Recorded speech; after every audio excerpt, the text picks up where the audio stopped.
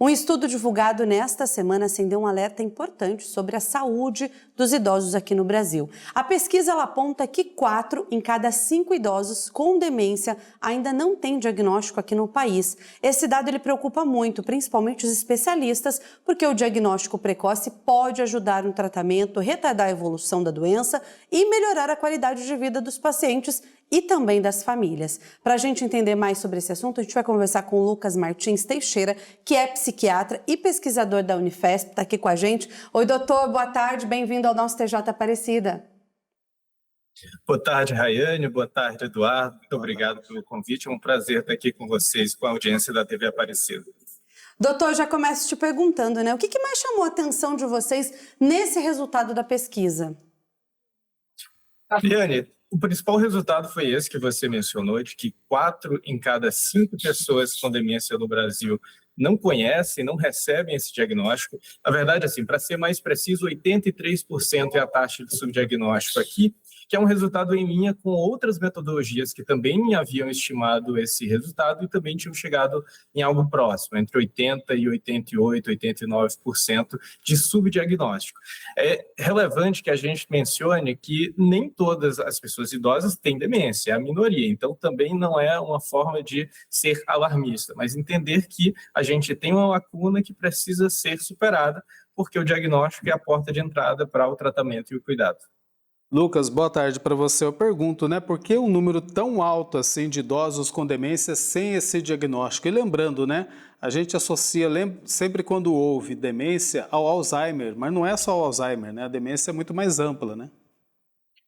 É isso mesmo, Eduardo. O Alzheimer é um tipo de demência e é, na verdade, o principal, o mais prevalente. 60% a 70% de todos os casos de Alzheimer ou de demência são demência da doença de Alzheimer, mas existem também outros tipos. E as razões pelas quais ocorrem essa alta taxa de subdiagnóstico passa por alguns vetores. Então, desde o reconhecimento, o letramento da sociedade sobre o que é demência, porque você precisa entender quais são os sinais de alarme para aí sim buscar a investigação, até a capacitação dos profissionais e os recursos que são necessários para o diagnóstico. Por exemplo, a gente precisa de alguns exames laboratoriais, de alguns exames de imagem para fechar esse diagnóstico, e se a pessoa não consegue esse acesso, ele vai ter esse diagnóstico mais tardiamente.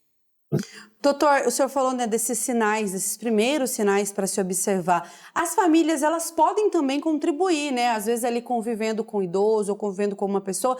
Quais são as ações que eles precisam ficar atentos ali no dia a dia? Com certeza, Rayane. Inclusive, na maior parte das vezes, são as pessoas do entorno que começam a notar esses problemas que começam a acontecer. A demência é caracterizada por um declínio na cognição. E o que é a cognição?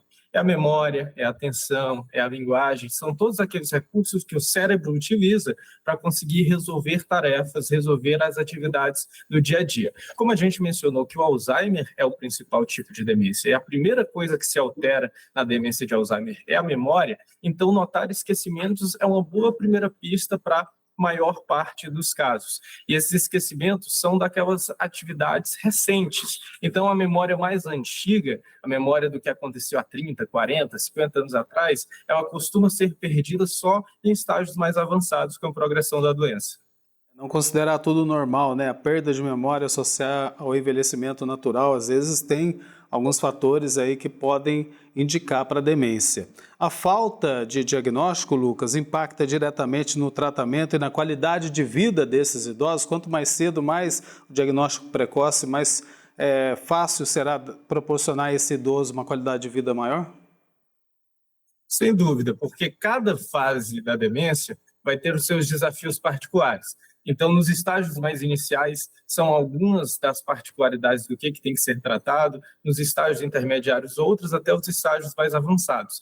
E se a gente demora muito a fazer esse diagnóstico, tanto a gente perde janela de oportunidade para instituir alguns tratamentos que são benéficos para o paciente, quanto você perde a oportunidade de oferecer para o cuidador, para a rede de suporte, o planejamento para o que vem em seguida, uma vez que a demência é uma condição progressiva. A gente vai esperar que ela vá, ao longo do tempo, piorar o declínio cognitivo e surgirem novas questões, novos desafios a serem enfrentados. Se você consegue antecipar isso, você melhora o cuidado desse paciente.